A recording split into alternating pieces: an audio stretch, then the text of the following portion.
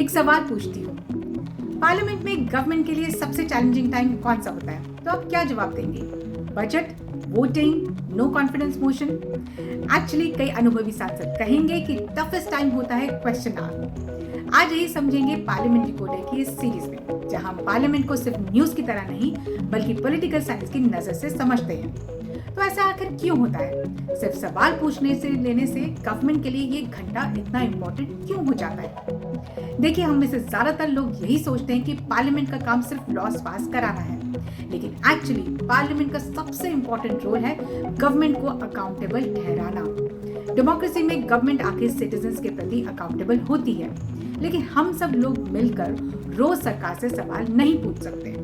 इसलिए हमारे बिहाफ पर हमारे चुने हुए एमपी सवाल पूछते हैं। इसी वजह से पार्लियामेंट की कार्रवाई का पहला घंटा नॉर्मली क्वेश्चन आवर होता है। इस दौरान हमारे एमपीज पहले से नोटिस देकर मिनिस्टर से सवाल पूछते हैं और मिनिस्टर्स को उनका जवाब देने पड़ते हैं। लेकिन यहाँ एक बहुत इंटरेस्टिंग बात है, ये जवाब सिर्फ बोलकर खत्म नहीं हो जाते, बल्कि पार्लियामेंट के ऑफिशियल रिकॉर्ड का हिस्सा बनते हैं। यानी बाद में कोई आसानी से ये नहीं कह सकता कि मैंने ऐसा नहीं कहा था।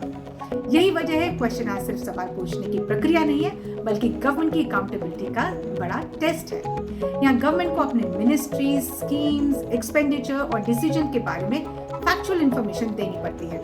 कई बार एक छोटा सा पार्लियामेंट्री क्वेश्चन ऐसी जानकारी सामने ले आता है जिसने बड़ी एडमिनिस्ट्रेटिव फेलियर्स, पॉलिसी लूपहोल्स और करप्शन केसेस तक को उजागर किया है।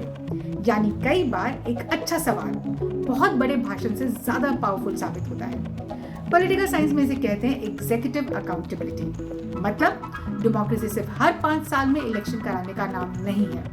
रियल डेमोक्रेसी तब होती है जब गवर्नमेंट के चुनावों के बीच लगातार जवाब भी देती रहे, और क्वेश्चन आवर्स उसी कंटिन्यूअस अकाउंटेबिलिटी का सबसे पावरफुल पार्लियामेंट्री मैकेनिज्म है। इसलिए 20 जुलाई से जब मॉनसून सेशन शुरू हो तो सिर्फ ये मत देखिए कि किसने किस पर हमला बोला या किसकी स्पीच वायरल हुई, ये भी देखिए कि क्वेश्चन आवर में कौन से सवाल पूछे गए, गवर्नमेंट ने उन पर क्या जवाब दिए और किन सवालों पर उसे जवाब देने में सबसे ज्यादा कठिनाई हुई। क्योंकि डेमोक्रेसी में कई बार सबसे पावरफुल चीज कोई स्पीच नहीं होती, बल्कि एक अच्छा क्वेश्चन होता है। मैं हूं डॉक्टर ज्योति त्यागी। मिलते हैं पार्लियामेंट्री कोड के अगले एपिसोड में, जहां हम समझेंगे कि 0 आवर का नाम आखिर 0 आवर क्यों पड़ा और ये क्वेश्चन आवर से कैसे अलग होता है।